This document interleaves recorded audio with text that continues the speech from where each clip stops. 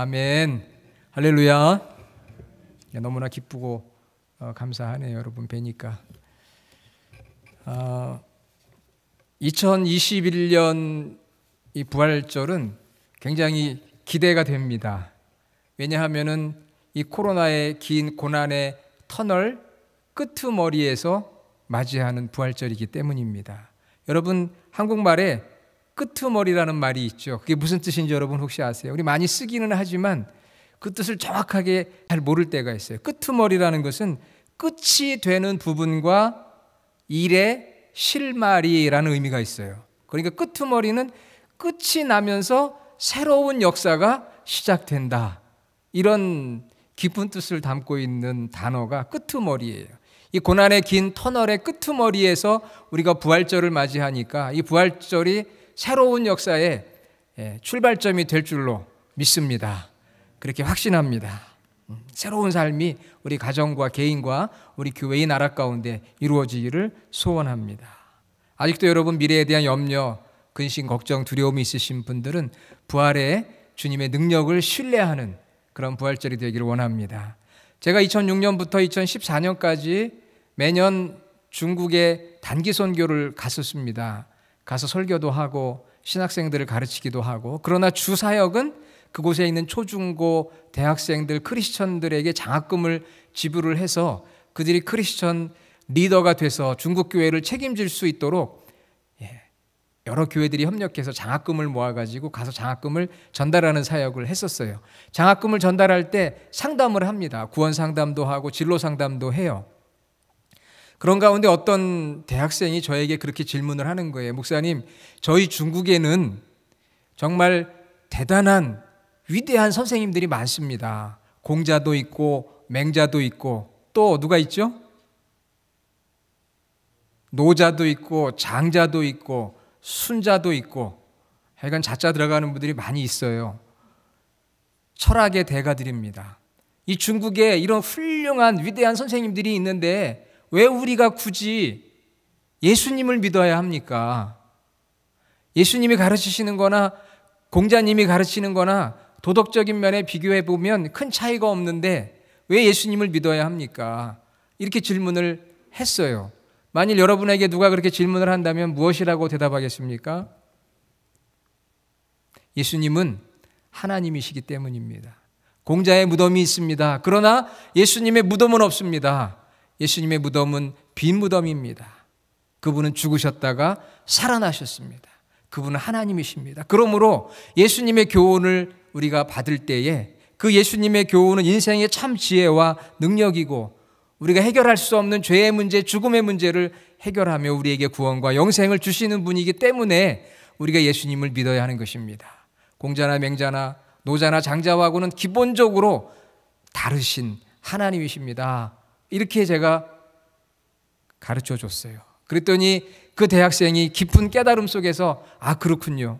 나중에 제가 들은 얘기인데요. 그 학생이 대학을 졸업하고 어디에 갔을까요? 신학 대학원을 갔지요. 너무 잘하시네요. 가보지도 않으시고. 그래서 목사가 됐어요. 그런 깨달음이 오니까 이게 내가 정말 인생을 바칠 만한 진리다. 그렇게 생각을 한 거예요. 여러분 부활하신 주님께 여러분의 인생의 남은 모든 부분을 다 바치시기를 주님의 이름으로 축원합니다. 여기에 이런 진리가 있는데 우리가 우리 인생을 그 주님께 드려야 하지 않겠습니까? 요즘 에베소서 강의하고 있잖아요. 제가 고민이 생겼어요. 에베소서 강의 중인데 부활주의를 맞이했습니다. 어떻게 해야 돼요? 에베소서 계속 해야 돼요? 아니면은 복음서로 돌아가서 부활주의를 설교해야 돼요? 복음서로 돌아가서 부활주의를 설교해야 되겠죠? 제가 기도했어요. 하나님 어떻게 해야 됩니까? 복음서에 부활의 그 예수님을 설교해야 됩니까? 아니면 에베소서 하든 설교를 해야 됩니까? 그런데 어떤 응답이 왔어요? 계속해라. 그러니까 오늘 제가 에베소서 말씀 읽었잖아요. 4장 7절부터 16절까지 내용을 원래 정했는데요. 말씀을 준비하다 보니까 16절까지 너무 길어가지고 너무 내용이 많아요. 그럼 어떻게 해야 돼요?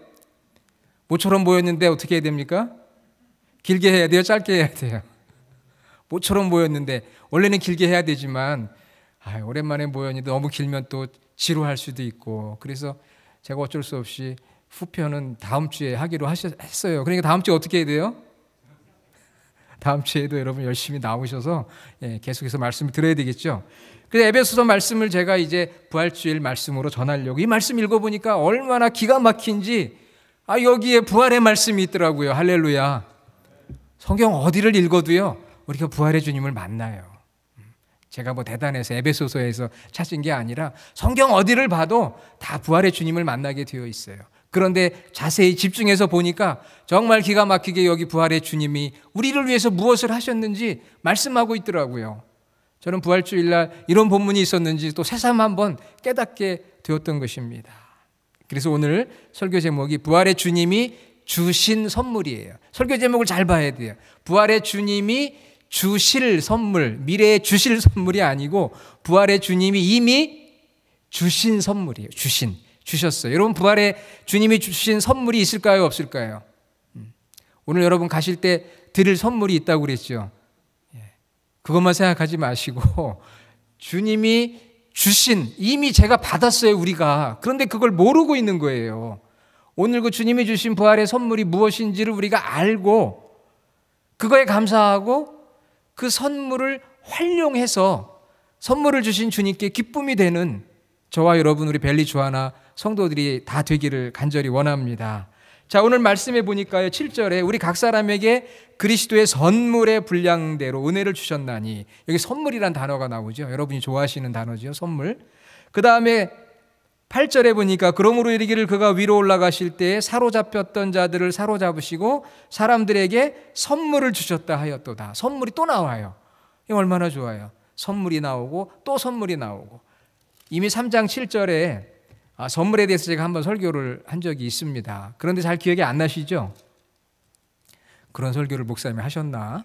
아마 이렇게 생각할 때가 있어요. 그래서 오늘 또 하나님께서 선물에 대한 말씀을 또 주셨거든요. 부활의 주님이 이미 주셨어요. 이미 주신 선물이 무엇이냐? 자, 여러분 말씀 7절부터 9절까지 보니까 거기 뭐라고 되어 있느냐면요 8절부터 위로 올라가실 때에 사로잡혔던 자들을 사로잡으시고 선물을 주셨어요. 9절에 올라가셨다 하였은즉 땅 아래 낮은 곳으로 내리셨던 것이 아니면 무엇이냐? 여기 예수님의 생애가 나오는 거예요. 예수님께서 이 땅에 하늘보좌를 버리시고 내려오셨잖아요. 사람의 모습으로 종의 형체를 가져서 십자가에 죽으시고 낮아지셨어요. 이것을 우리가 비하라고 합니다. 예수님이 자기를 낮추시는 비하의 삶을 사셨어요. 그런데 그것으로 끝난 것이 아니라 이제 예수님께서 다시 올라가셨어요. 이걸 한문으로 승귀, 어센션이라고 그래요. 다시 올라가셨어요. 그게 예수님의 생애예요. 그런데 그 예수님께서 올라가시는 것은 어디로부터 출발을 합니까? 바로 부활인 거죠. 예수님이 다시 사심으로 말미암아 3일 만에 다시 사시고 40일 만에 부활 승천하시고 지금 온 우주를 다스리시고 때가 되면 다시 오시는, 그것이 예수님의 생애예요. 내려오셨다가 올라가셨다. 시편 68편 14절의 말씀을 다시 재해석해서 인용을 하시고 있는 거예요. 거기 9절 보니까 올라가셨다 하였은즉 땅 아래 낮은 곳으로 내리셨던 것이 아니냐. 내려오셨다가 올라가셨어요. 그런데 내려왔다 올라가시면서 주님이 우리에게 선물을 주신 거예요. 왔다 그냥 가신 게 아니고요. 왔다 가시면서 선물을 주셨어요. 여러분 오늘 교회 왔다가 그냥 가면 섭섭하잖아요. 그래서 어떻게 했어요? 교회에서 선물을 준비했어요. 김밥하고 물하고 손 세정제를 준비했다니까요.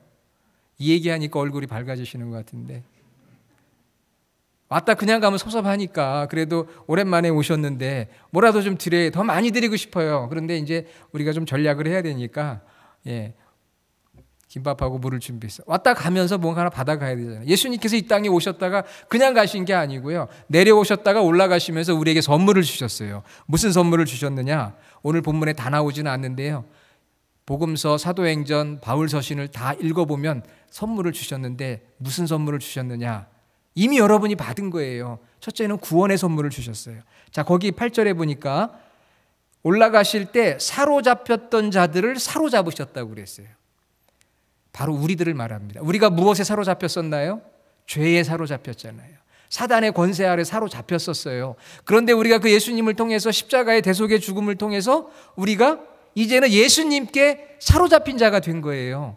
우리의 신분이 바뀌었어요. 그래서 사로잡혔던 우리가 포로되었던 우리가 이제는 예수님의 사람이 됐습니다. 할렐루야. 하나님의 자녀가 됐어요. 그것이 바로 구원인 거예요. 그러니까 내려오셨다가 올라가신 부활의 주님이 우리에게 주신 선물 첫 번째, 제일 중요한 거, 구원을 주셨어요. 그리고 두 번째는 부활의 주님이 우리에게 약속하신 홀리 스피릿, 성령을 주셨어요. 그리고 부활의 주님께서 성령을 통해서 교회를 선물로 주셨어요. 제가 지난번 말씀드렸습니다. 교회가 선물이다. 그리고는 부활하신 주님께서 인생을 살아갈 수 있는 부활의 능력을 우리에게 주셨어요. 그리고 마지막 오늘 본문에 나오는 우리 모든 성도들에게 교회를 세워가는 은사, 기프트와 사역, 미니스트리를 주셨습니다. 그러니까 전부 몇 가지를 주신 거예요? 안 세워보셨죠? 자, 구원, 그 다음에 뭐예요? 성령, 그리고 교회, 그리고 능력, 마지막은 은사와 사역. 요건 하나로 묶었어요. 은사와 사역. 5가지를 예수님이 주셨어요. 이미 주신 거예요. 주실 게 아니고. 여러분, 이 5가지가 오늘 우리와 우리 공동체 안에 이미 예수님이 주신 선물이에요. 여러분 모르셨죠? 5가지. 이미 주셨다니까요. 제가 얼마 전에 유튜브를 통해서 어느 운동선수를 인터뷰하는 장면을 봤어요. 그런데 이 운동선수는 젊은 여선수거든요. 아주 가능성이 있고 잠재력이 있는 선수예요. 그래서 인터뷰하는 사회자가 어떻게 이 운동을 시작했습니까? 이렇게 물어봤어요. 그랬더니 이 젊은 여자 운동선수가 뭐라고 이야기를 하느냐면은 처음에는 나한테 이런 재능이 있었는지 몰랐대요. 나한테 이런 재능이 있었는지 몰랐대요. 뭐 어떻게 알았냐면은 할아버지가 운동선수였던 거예요. 그리고 아버지가 또 운동선수였던 거예요. 그래서 생각해 봤대요. 아니, 할아버지가 운동선수고 아버지가 운동선수면 나에게 뭐가 있을 것 같아요? 예? 제가 졸지 말라고 좀 질문 드리는 겁니다. 할아버지가 운동선수고 아버지가 운동선수예요. 같은 종목에. 그러면 내가 딸인데 나에게 뭐가 있을까요? 운동신경이 있거나 운동 DNA가 있겠죠. 그래서 이 여학생이 아니, 할아버지도 유명한 운동선수요, 아버지도 유명한 운동선수인데 그럼 나도 이 운동을 하면 잘할 수 있지 않을까? 이런 생각을 했대요. 그래서 그 운동을 시작해 보니까 정말 잘하는 거예요. 그래가지고 가능성이 있고 잠재력이 있는 선수로 인터뷰를 하게 됐는데 어떻게 운동선수가 됐느냐? 할아버지도 아버지도 운동의 DNA를 받아가지고 운동을 잘 할 수 있게 되었다는 것이죠. 예전에 몰랐다는 거예요. 그런데 잘 생각해 보니까 내가 그걸 하면 잘할 수 있겠다. 그래서 트라이 해보니까 잘하게 됐다는 거예요. 자, 여러분, 굉장히 중요한 얘기를 제가 드리려고 합니다. 뭐냐면은요, 부활의 주님께서 우리에게 구원을 주셨고 성령을 주셨고 교회를 주셨고 능력을 주시고 그 다음에는 은사와 사역, 기프트와 미니스트리를 주셨어요. 누구에게 주셨습니까? 구원받은 하나님의 자녀들에게 다 주셨어요. 그러면 어떤 성도님이 정말 열심히 받은 은사가 많아요. 그걸 가지고 열심히 섬겨요. 미니스트리를 해요. 그러면 그 성도님을 보면서 무슨 생각을 해야 돼요? 배 아파하고 시기해야 돼요? 아니면 저분은 대단한 분이야, 나는 못해, 이렇게 생각해야 돼요? 아니잖아요. 어떻게 생각해야 됩니까? 같은 부활의 주님께서 저 성도님에게 은사를 주시고 또 사역할 수 있는 능력을 주셨다면 나에게는 주셨어요, 안 주셨어요? 나에게도 주신 거죠. 왜? 같은 주님의 성령이 내 안에 내주하시니까 여러분들도 저도 성령의 DNA가 우리 안에 있는 거예요. 쉽게 말하면 할아버지도 아버지도 운동을 잘하니까 내가 운동을 잘하듯이 내가 보니까 저분이 참 신앙생활을 잘하고 봉사도 많이 하고 은사가 있어. 그러면 나는 있어요, 없어요? 너무 어려운가요? 나도 있는 거잖아요. 왜? 같은 성령의 DNA를 가졌으니까. 할렐루야. 나는 못해, 나는 없어. 그건 틀린 얘기죠. 같은 성령님이 역사하셔서 그분이 그렇게 열심히 봉사하고 열심히 잘한다면 나도 똑같은 선물을 받은 거예요. 그런데 그걸 모르고 있었다는 것이죠. 그래서 저와 여러분들이 그러한 은사와 사역, 이거 다 받았다는 거예요. 저분이 받았으면 나도 받은 거예요. 교회 어느 분이 열심히 하면은 저분은 특별한 사람이라 아닙니다. 다 성령의 DNA가 우리 안에 있어서 다 할 수 있는 걸 받았는데 내가 그걸 알지 못했을 뿐이에요. 내가 한번 트라이 해보고 열심히 해보면 나도 깜짝 놀라게 나에게 이런 능력이 있었나? 그 딸아이가 고백했던 것처럼 할아버지 아버지의 운동신경과 운동 DNA가 나한테 있었던 거예요. 내가 안 했을 뿐이지. 저는 이번 부활 주일을 맞이하면서 새로운 시작을 이제 우리가 해야 됩니다. 그럴 때 우리가 모두 같은 마음가짐을 가져야 되는 것은 부활의 주님께서 우리에게 주신 선물이 다 똑같다는 거예요. 구원의 선물, 성령의 선물, 교회의 선물, 능력, 부활의 능력의 선물, 그리고 은사, 기프트와 사역, 미니스트리, 이거 동일하게 주셨어요. 여기 서 있는 목사한테만 준 것도 아니고요. 오늘 대표 기도하신 장로님한테만 주신 게 아니에요. 우리 모두에게 똑같은 이제 주님의 DNA, 성령의 DNA를 주신 거예요. 그런데 그것을 우리가 모르고 활용하지 않으면 그냥 허비해 버리는 거예요. 그런 좋은 재능을 주었는데 본인이 아무것도 안 하면 그 얼마나 큰 손해겠어요. 아, 나에게도 있겠구나. 할렐루야. 저분에게도 있다면, 목사님에게도 있고 장로님에게도 있다면 나에게도 있겠구나. 왜? 같은 성령님의 DNA를 받았으니까, 같은 선물을 받았으니까. 이런 마음가짐을 가지고 우리가 신앙생활을 앞으로 이 부활주일, 2021년 부활주일 이후에 같이 감당해 나갈 수 있기를 저는 주님의 이름으로 축원합니다. 에베소 교회 그리고 초대 교회에 구원과 성령과 교회와 능력이 충만했어요. 그리고 오늘 말씀 전하려고 하는 이 에베소 교회에 은사와 사역이 충만했습니다. 그래서 오늘 말씀에 11절 보니까 어떤 사람은 사도로, 어떤 사람은 선지자로, 어떤 사람은 복음 전하는 자로, 어떤 사람은 목사와 교사로 삼으셨으니 12절 이는 성도를 온전하게 하여 봉사의 일을 하게 하며 그리스도의 몸을 세우려 하심이라. 초대교회에 많은 기프트 은사들이 있었습니다. 여기 보니까 사도, 선지자, 복음 전하는 자, 목사와 교사. 사도는 12제자와 바울을 의미하고요. 선지자는 당시 예수님의 말씀과 교훈을 전했던 영적 지도자들이고, 복음 전하는 자들은 전도자들입니다. 목사와 교사들. 목사와 교사라고 그러니까 꼭 여기 있는 저만을 말하는 게 아니에요.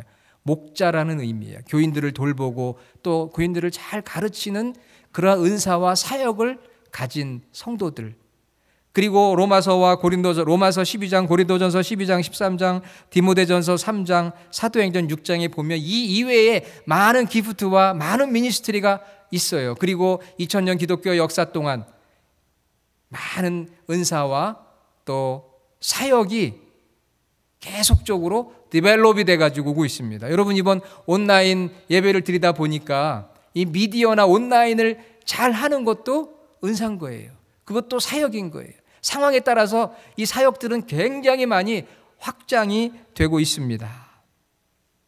이런 은사와 사역을 통해서 12절에 보니까 성도들을 온전하게 합니다.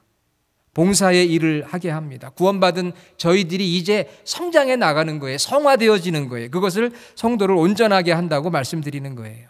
고장난 시계가 건진받아서 이제 고쳐지고 온전하게 작동하도록 저와 여러분이 온전하게 작동이 돼야 돼요. 성도답게.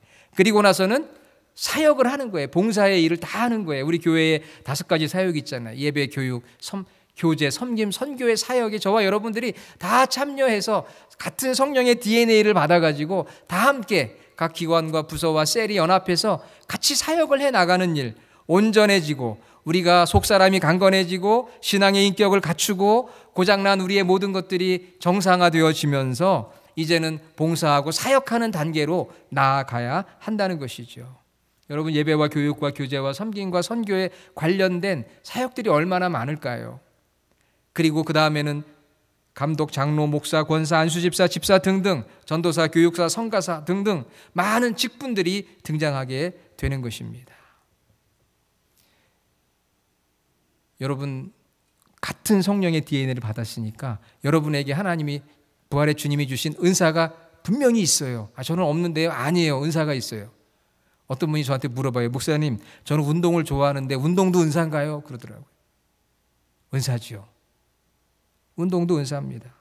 그것이 주님의 복음을 전하고 주님의 교회를 유용하게 한다면 그게 큰 은사가 되는 거예요.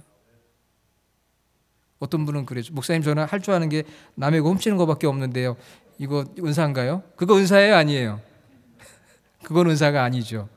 예, 그거는 교회를 유용하게 하거나 성경적이지 않기 때문에 바른 것이어야 돼. 바른 것, 올바른 것. 우리 교회 이제 운동 좋아하시고 앞으로 운동 많이 이제 우리 교제팀에서 이제 해야 되는데 딱 이거를 복음과 교회와 연결시키면 돼요. 내가 지금 재밌어하는 거 있죠? 재밌어하는 것을 연결시켜 보세요. 교회와 연결시켜요. 그러면 그게 은사가 되는 거예요. 내가 잘하는 거, 내가 좋아하는 거, 나만을 위해 사용하면 은사가 아닙니다. 그런데 그것을 교회를 위해, 하나님 나라를 위해, 주님의 복음을 위해 연결해서 의미를 찾고 그러면 그것이 은사가 되는 거예요. 어떤 분이 그래요. 목사님, 저는 입만 살아가지고 말밖에 못하는데요. 그럼 어떻게 해야 돼요? 우리 교회는 그런 분 없으시겠지만 실제로 저는 말밖에 못해요. 그래요. 그러면 말을 잘하면 되잖아요. 교회를 유용하게 하고 의미 있게 하면 되잖아요. 권면하고 위로하고 칭찬해주고 격려해주는 말 하면 그게 은사잖아요. 그렇죠? 누가 교회에 대해서 비판적으로 얘기하면 그 사람한테 혼을 내는 거죠. 그런 말 하지 말라고. 이게 말의 은사 아니면 언어의 은사인 거죠. 부활의 주님이 주신 선물, 구원과 성령과 교회와 그리고 은사와 사역, 우리 모두에게 주셨어요. 이미 주셨어요. 그것을 우리가 깨닫고 선물을 받은 것을 가지고 이제 몸으로, 말로, 때로는 물질로, 때로는 기도로 그렇게 우리가 12절 그리스도의 몸, 교회잖아요. 교회를 세워가는 이런 부활주일의 결단이 저와 여러분 가운데 있어지기를 간절히 주님의 이름으로 축원합니다.